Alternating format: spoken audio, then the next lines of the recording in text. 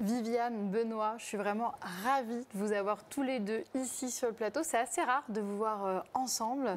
Les deux cofondateurs de Capkellen, leader mondial en retail coaching et sales coaching. Alors, Viviane, en 2009, l'aventure commence. Alors, pourquoi l'aventure Capkellen en 2009 ? Pourquoi? Alors, eh bien, tous les deux, on avait des parcours similaires dans les multinationales et dans le retail. Et c'est vrai qu'on a vu une opportunité vraiment de comment améliorer les rituels managériaux dans le retail. Donc voilà, on a voulu se lancer et on a fondé Capkellen. Alors Benoît, c'est quoi cette opportunité ? On a voulu capitaliser sur notre passion du métier et aussi sur nos frustrations. Moi, par exemple, j'ai eu 17 managers. 3 ont été vraiment excellents et ont été vraiment des mentors pour moi. La majorité ont été bons et 3 ont été vraiment mauvais. Et chacun des 17 nous a appris des choses, même les mauvais. Et en tout cas, on a voulu amener de l'intelligence émotionnelle à la performance. Et ce qu'on a finalement appelé cet analphabétisme émotionnel dans le monde de la corporation, de l'entreprise, on a voulu l'amener au cœur du métier, au cœur de la vente, avec une méthode qui était le retail coaching. Alors, je vais peut-être en surprendre plus d'un, mais je vais faire une grande révélation. Viviane, Benoît, vous êtes en couple, et ça fait très longtemps, ça fait 33 ans que vous vous connaissez, ça fait 28 ans que vous êtes mariés. Est-ce que c'était vraiment une vraie décision de ne pas montrer que vous étiez en couple depuis la création de Capkellen ? Et si oui, pourquoi ? Oui. C'est vrai qu'au début, je me disais pourquoi faire, en quoi cela va changer par rapport à nos clients, qu'est-ce que cela apporterait. Enfin, je ne voyais pas, pour moi, il fallait séparer les choses au début. Et puis finalement, on s'est dit qu'en été, on a plein de clients aussi dans le commerce où ce sont des couples, où ce sont des entreprises familiales. Et donc finalement, on s'est dit, en été, c'est un avantage de montrer aussi qu'on est un couple. Donc voilà, on a décidé Et en réalité, c'est vrai que déjà nous avons des noms de famille différents. Et parfois, je ne voulais pas que Viviane soit perçue comme la femme d'eux. Elle est évidemment beaucoup plus que ça. Et aujourd'hui, après 16 ans d'activité et ce qu'on a pu délivrer, je crois que c'est intéressant effectivement de montrer d'un point de vue authentique l'âme de cette entreprise, qui est effectivement un homme et une femme qui sont aussi en couple, qui détiennent cette entreprise à 50% chacun et qui ont contribué, continuent à contribuer à son développement. Alors Viviane, plus sur l'aspect opérationnel, Benoît, toi, plus sur le terrain. Est-ce que vos places se sont trouvées naturellement, Viviane ? Oui, tout à fait naturellement. Alors c'est vrai que Benoît, c'est vrai que c'est la partie visible extérieure de l'entreprise, tandis que moi je suis dans l'opérationnel, donc je dirais il est devant les caméras, moi je suis derrière les caméras, et ça me va très bien comme ça. Et oui, ça s'est fait naturellement parce que je pense qu'il fallait prendre en compte les compétences de chacun, les points forts de chacun. Donc voilà, Benoît est très bon à ce qu'il fait, toute sa partie relationnelle et tout. Et moi, toute la partie organisationnelle, c'est aussi un point de fort. Donc naturellement, oui, les rôles se sont bien définis. C'est-à-dire, au moment de démarrer, nous avions sur la table nos tests de personnalité, MBTI ou DISC. Nous sommes rigoureusement opposés. On ne pourrait pas être plus opposés. Et tu dis, c'est plutôt une force ou un inconvénient pour monter un projet ensemble ? Comme on avait cette vision commune et ce respect, cette admiration mutuelle, on savait que ça allait marcher. Et ça a été... je n'aurais pas pu rêver d'une partenaire plus talentueuse que Viviane pour monter ce projet. En fait, on se complémente énormément, vu qu'on est très différents. Et ça, donc, c'est une force ? Pour nous, oui. Et Viviane, il est comment, Benoît ? Alors là, à voir. C'est quelqu'un qui est très relationnel. Beaucoup dans la relation, beaucoup dans la générosité de la relation, je dirais. Quelqu'un qui cherche toujours le bon des personnes.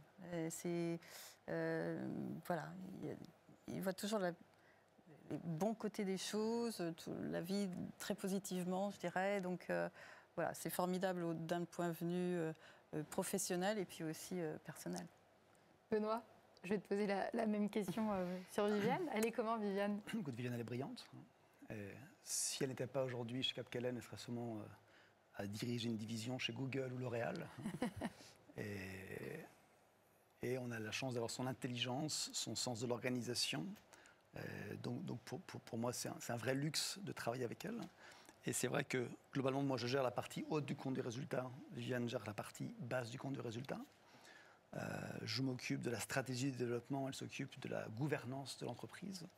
Et je me sens en toute confiance quand on fait du développement au niveau mondial, de savoir que la gouvernance est pilotée par Viviane, avec tout ce que ça implique en termes de process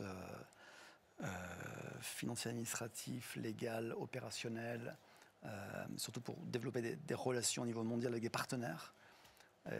Voilà, donc on avait au point de départ, lorsqu'on s'est lancé, ce questionnement, mais cette intuition que ça allait marcher, parce qu'on fonctionne bien ensemble.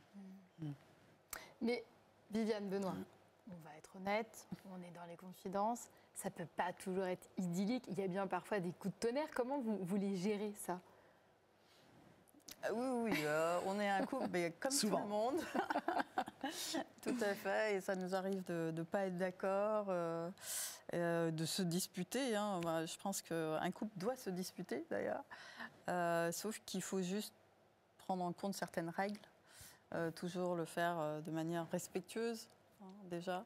Et puis, voilà, jamais mettre l'autre, être négatif envers l'autre, enfin, jamais personnaliser la dispute. Il faut rester sur le sujet. Il ne faut pas attaquer l'autre, sinon c'est là où ça... Ce qui est très difficile à faire, mais ça veut dire que même quand on est à la maison, dans son foyer, et qu'on s'engueule, on est capable encore de garder un peu sa casquette de coach en se disant, bon, allez, comme tu viens de le dire, Viviane, j'attaque pas l'autre, j'attaque que le sujet. Benoît? Oui, c'est une décision. C'est une décision, donc il a fallu avoir les outils pour faire ça, mais c'est des outils qu'on transmet aussi. C'est déjà comment dire les choses, notamment dans le monde du couple. Hein, donc comment ne pas heurter, comment ne pas blesser, mais dire les choses. Et effectivement, hein, comme dit Viviane, alors on s'intéresse aussi au monde du couple. Hein, et cette notion de savoir se disputer. Hein, la première règle, c'est qu'il faut se disputer. Hein. Il y a des moments où on a à dire les choses. La question, c'est comment. Et donc oui, ça nous arrive.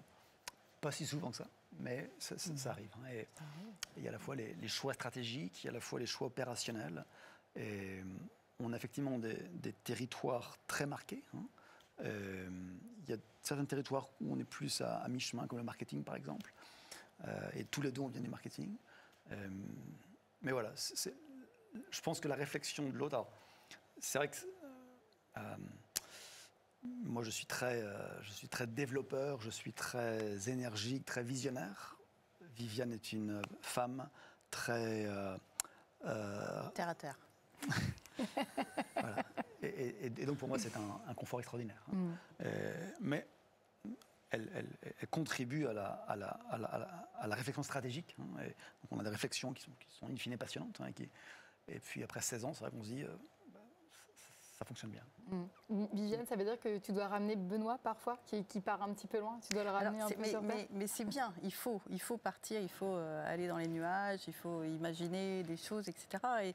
Et en été, moi, après, ce que je fais, c'est avec ça, je le mets en œuvre dans l'opérationnel. Donc voilà, les choses qui sont possibles, évidemment, parce qu'il y en a d'autres, bon, je le laisse sur son petit nuage.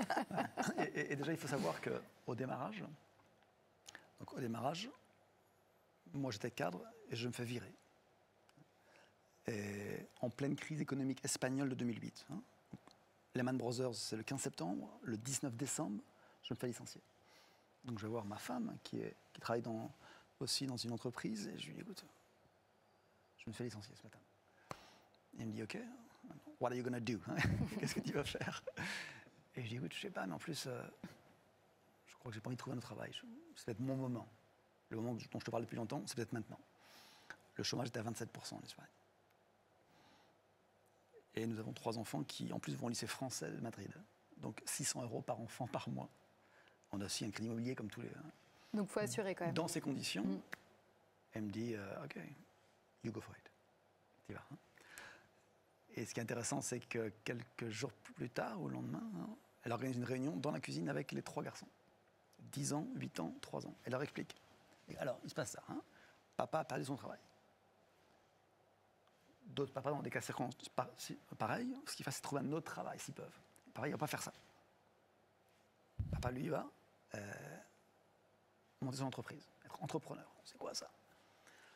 Et 2 choses surtout.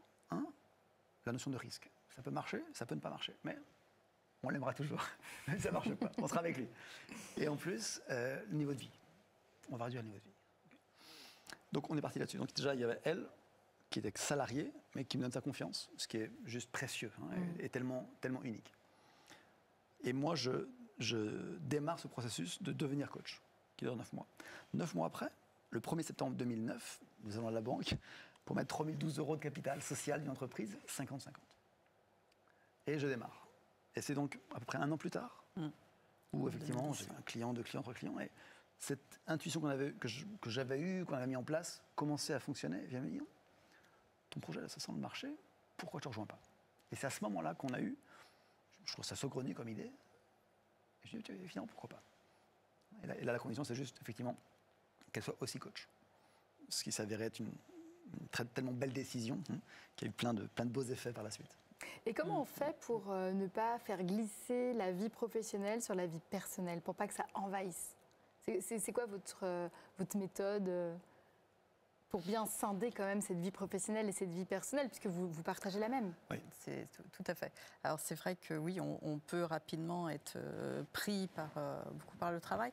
Alors déjà, on s'était mis quelques règles. Voilà, alors par exemple, pendant les repas, surtout avec les enfants, on ne parle pas de Capquelaine. Et si tout d'un coup, par malheur, ça sortait, parce qu'on avait dit aux enfants, on avait dit, ne vous inquiétez pas, on ne va pas parler de travail. Et si, voilà, tout d'un coup, ça sortait, etc., il y avait toujours un des garçons, papa, maman, pas de Capquelaine à la table. OK. Donc voilà, ils nous reprenaient, et puis on a voilà, quelques petites règles comme ça. Ni à table, ni dans la chambre, jamais. Voilà. Mais j'ai l'impression que le plus important, c'est toujours de poser les choses. Il faut que les choses, elles soient dites et comprises. C'est ce qu'on appelle en coaching une alliance. Ouais. C'est fixer une alliance qui est écrite. Et la question, c'est de quoi on a besoin pour être à l'aise et que ça fonctionne. Et si vous aviez chacun un conseil à donner à celles et ceux qui nous regardent, qui peut-être envisagent eux aussi de partir dans l'aventure de l'entrepreneuriat en couple, quels seraient vos conseils? Alors, pour ma part, moi je dirais que chacun son territoire, chacun son rôle dans l'entreprise, et puis toujours maintenir le respect et avoir confiance en l'autre. Et pour moi, je pense que c'est important, je pense sincèrement que ça ne marche pas dans tous les cas. Alors déjà, c'est pas si original que ça. Dans le monde des commerçants, les agriculteurs, le travail en couple existe depuis longtemps. Et ça aussi, on l'a observé avant de nous lancer. Je pense qu'il faut vraiment voir si on est compatible et on peut travailler ensemble, en termes de personnalité, aussi en termes de compétences, en termes de complémentarité. On travaille vraiment à des niveaux à la fois, en termes de profondeur, quand on voit vraiment est-ce qu'on est là juste pour survivre un peu mieux, ou est-ce qu'on est là pour construire un projet qui nous fasse sens, dont on soit fier et qui apporte une différence dans le monde. Peut-être c'est un peu philosophique comme idée, mais c'est pourquoi, en 2 mots, on fait ça. Et donc je pense qu'un couple qui se lancerait, il faudrait bien réfléchir à ça. Quel est l'enjeu? Est-ce qu'on construit un projet d'entreprise? Est-ce qu'on veut devenir riche? Ça y contribue aussi. C'est clairement pas la première option. C'est intéressant de pouvoir vivre aussi bien que lorsqu'on est salarié, évidemment. Mais voilà. Donc je pense qu'il y a cette réflexion en termes de quel est le projet? Quel est le projet? Alors justement, en parlant de projet, quels sont les futurs objectifs de Capquelaine, Viviane? On dévoile. Non, enfin déjà, c'est déjà de bien consolider ce que l'on a réussi jusqu'à maintenant. Aujourd'hui, donc, on a à peu près on est 26 coachs, un petit peu partout dans le monde.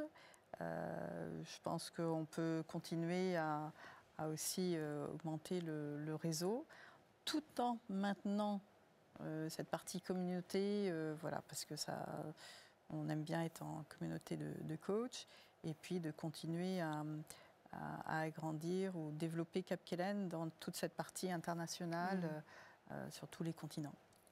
Benoît ? Voilà, je pense que pour l'instant, nous avons 135 clients dans 42 secteurs du commerce. Effectivement, Japon, Chine. C'est intéressant parce que avant-hier, notre fils aîné qui a 27 ans, qui fait un tour du monde en stop, donc il est parti d'Europe, est arrivé à Hong Kong. Et il a pris un verre avec notre coach de Hong Kong. Donc c'est un clin d'œil intéressant. Oui, sur cette fameuse communauté de coachs, comme tu disais, Viviane, et le fait que vous ayez réussi à fédérer aussi ces 26 coachs. C'est notre plus grande fierté. D'avoir fédéré des gens très talentueux, des gens qui ont leur propre histoire de vie, leur histoire professionnelle, qui ont travaillé dans le monde de la vente, du retail, et qui sont des coachs professionnels, donc qui se reflètent dans ce qu'on a fait, et qui ont aussi, dans certains cas, des compétences, parfois même meilleures que moi ou que Viviane dans certains cas. Mais effectivement, nous sommes des coachs. L'ICF a fait beaucoup, l'International Coaching Federation, pour qu'on soit sûr d'avoir un peu des valeurs en commun. Et donc, nos projets, effectivement, c'est cette consolidation, c'est de se dire que nous avons que 135 clients parmi les milliers dans le monde. Et aujourd'hui, voilà, on veut consolider. On a aussi, en termes de produits, cette fameuse méthode qui a tellement de succès, qui a aussi ce niveau 2 qu'on a lancé et qu'on déploie, et qui va beaucoup plus, qui creuse, approfondit. Et donc voilà, il s'agit de développer dans notre product mix et marketing mix. Et s'ouvrir à d'autres secteurs aussi, parce qu'on a fait 42 secteurs, mais il en reste plein d'autres. Voilà, par exemple, on a fait la boulangerie, la pharmacie, le luxe, le B2B, mais par exemple dans le monde bancaire, par exemple l'agence bancaire, on a fait quelques interventions ponctuelles, mais pas profondes dans le monde de l'assurance ou dans le monde des hôtels, par exemple, de l'hospitality. Donc voilà, il reste encore beaucoup de territoires, et nous, ça nous passionne, on se sent en pleine forme. On a un vrai sentiment de gratitude d'avoir pu tenter ça, réussi, et moi en particulier, je me sens extraordinairement reconnaissant à Viviane d'abord, d'avoir fait ce chemin et d'avoir donné sa meilleure intelligence sur ce projet-là. Et on se rend compte que ce qui vient devant sera probablement encore meilleur que ce qu'on a eu. Mais j'ai l'impression en vous écoutant que les personnes comptent énormément, en fait. Les personnes qui gravitent autour de vous. Que ce soit les coachs, les clients. Les personnes sont essentielles. L'humain est essentiel. C'est vrai qu'aujourd'hui, c'est même inquiétant. Alors, ChatGPT et autres intelligences artificielles, c'est formidable, mais le plus important reste l'humain. Et je pense que aussi on peut inclure dans notre objectif de continuer à contribuer un petit peu à améliorer les choses dans les entreprises avec le management, les managers, et de pouvoir les accompagner. Donc oui, continuer à contribuer à un monde meilleur. Donc, contribuer à un monde meilleur pour nous, c'est au moment où on se parle. On a plusieurs formations en cours au moment où on se parle. Voilà, c'est cette prise de conscience dans les managers sur la façon de s'adresser à leurs collaborateurs. On a pu démontrer l'impact que ça a sur le manager, sur le collaborateur, sur le résultat, sur le client. Et ça, c'est démontré. C'est démontré même pratiquement en équation mathématique et en KPI, en résultat financier. Et donc, c'est vrai qu'on se sent une vraie mission autour de ça. Et un monde meilleur, c'est un monde meilleur pour le collaborateur, un monde meilleur pour le client qui voit et qui a le droit d'avoir ce sourire de la boulangère ou d'avoir cette considération personnelle. Et tout ce qu'on fait est basé sur la symétrie des attentions. Je ne peux pas prétendre que mon vendeur en magasin délivre une expérience client waouh si l'expérience que lui reçoit en tant que salarié est médiocre. Et je sais que c'est évident, mais est-ce qu'on est vraiment à la hauteur de l'enjeu? Et enfin, monde meilleur pour l'actionnaire. On est dans un monde de rentabilité, un monde d'EBITDA. Et nous, on a démontré que l'équation est-ce que je suis plutôt humain ou plutôt financier? Et non, si j'étais financier, justement parce que je suis humain. Et donc c'est une cause qui nous va. Et c'est une cause qui fait que beaucoup de coachs nous rejoignent, parce que ça leur va aussi. Et voilà, donc on se sent confiant, habité dans les années à venir. Et pour débuter l'aventure Capkellen ou pour la poursuivre, il y a aussi tes 2 livres, Benoît. Donc on a Retail Coaching et puis le deuxième livre. Le vendeur connecté. Le vendeur connecté. Voilà, toujours pour être en alchimie avec Capkellen. Et ça a été des beaux moments, hein, des moments tu vois, intellectuellement pour résumer un petit peu. Alors c'est des livres aussi qu'on a toujours parlé ensemble, hein, avec Viviane. Et c'est vrai que ça a aussi été des moments de partage avec nos clients. Hein, dans les lancements qu'on a pu faire dans différentes capitales, ça a toujours été des beaux moments de valider le point avec les gens qui sont sur le terrain. Et voilà, et c'était aussi une belle opportunité de transmettre un message à travers les librairies, à travers Amazon, et de connecter des gens dans le monde entier. Donc oui, hein, ça a été pour nous un vecteur important.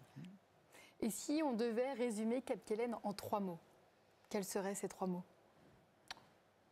C'est difficile. Wow. Ah oui, oui, oui. Non, donc l'humain. Ouais. Alors c'est vrai que c'est un mot que moi j'aime moyen, l'humain, hein, dans le sens on en parle beaucoup. Hein, et effectivement, quand on le dit Viviane, c'est parce que pour nous c'est tout ça. Hein. Les personnes alors. Voilà. Non, je pense que c'est la considération personnelle. Le fait, dans un monde qui va vite, d'oser se regarder dans les yeux et d'oser la relation. Donc Capkellen, c'est cette bulle d'1,40 m qu'on a ici entre nous, de voir comment est-ce qu'on investit chaque relation, la relation commerciale, mais aussi la relation de voisin, la relation parent-enfant, qualité de relation, qualité de conversation. Nous, on explore la qualité des conversations et on challenge les gens sur tous ces automatismes qu'on a. Et Capkellen, c'est aussi, je pense, cette flamme, hein, cette flamme qui ne peut venir que de l'intérieur. Je ne peux pas dire à quelqu'un, motive-toi, allez, chacun, on a une flamme, nous, ce qu'on fait, c'est souffler dessus. Et ça part. Je suis désolée, tu n'auras pas 3 mots, parce qu'avec Benoît, c'est difficile. Justement, d'avoir les 3 mots. j'étais en train de me dire, bon, je peux peut-être dire humain, flamme et challenge. Ouais, alors on va dire, coach, flamme et challenge. Considération personnelle. Ouais, Voilà. Je suis désolé, je n'ai pas été synthétique là. Hein. Merci beaucoup Viviane, merci beaucoup Benoît, merci d'avoir accepté l'invitation et de vous être dévoilé ici sur ce plateau. Merci. Merci à toi Julie. Avec plaisir, Julie, merci.